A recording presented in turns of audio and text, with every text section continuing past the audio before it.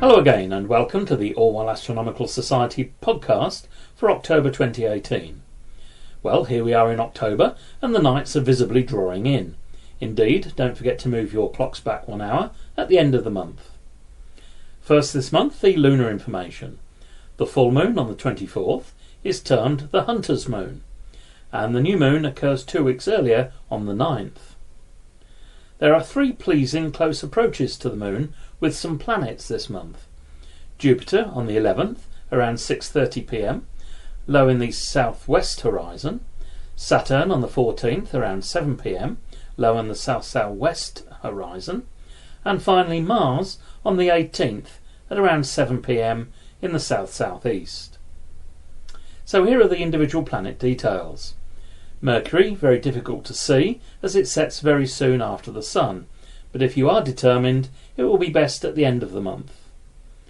Venus becomes a bright morning object in the east just before sunrise at the end of the month, very low in the east-southeast. Mars is still well placed to view, the bright red-orange object in the south all month in the constellation of Capricornus. Well worth a look through a medium-sized telescope. Jupiter is still around low in the southwest just after sunset, best earlier in the month.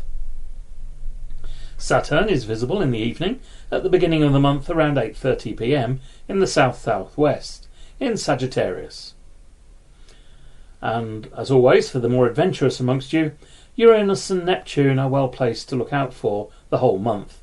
Both of these planets may be seen around midnight in the south, with Uranus in Aries and Neptune in Aquarius. Now let's move on to the meteor showers this month, quite a bumper crop. Around the 8th of the month, the Draconid meteor shower reaches its peak. This is quite an unpredictable shower and can give some quite good numbers, and the best time to look out is around midnight. The star shower this month, though, is the Orionids, which reach their peak around the 20th to the 22nd of the month. And again, it's best to view just after midnight and before dawn. And you can expect a zenithal hourly rate of around 25 meteors per hour. But of course that doesn't guarantee those numbers, and in fact there may be more, but most probably less.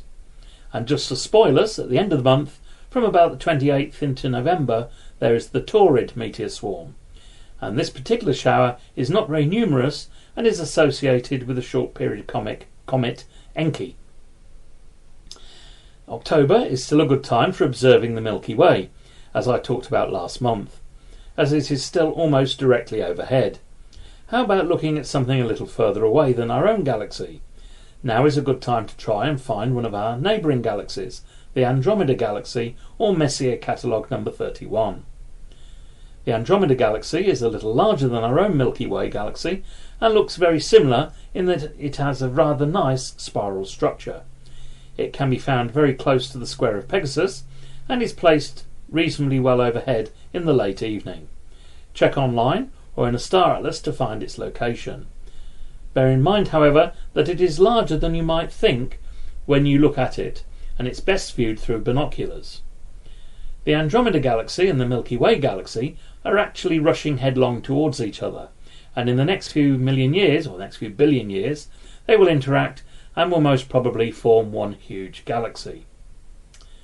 We do have several smaller, closer neighbouring galaxies, the most famous of these being the Large and Small Magellanic Clouds.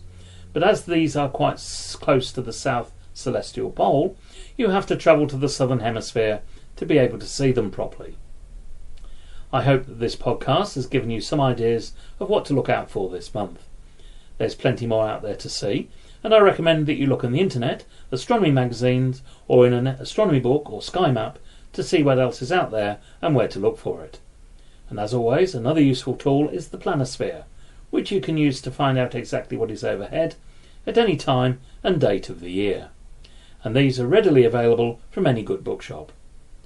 That's it for now. Listen out for next month for November's highlights. Bye for now.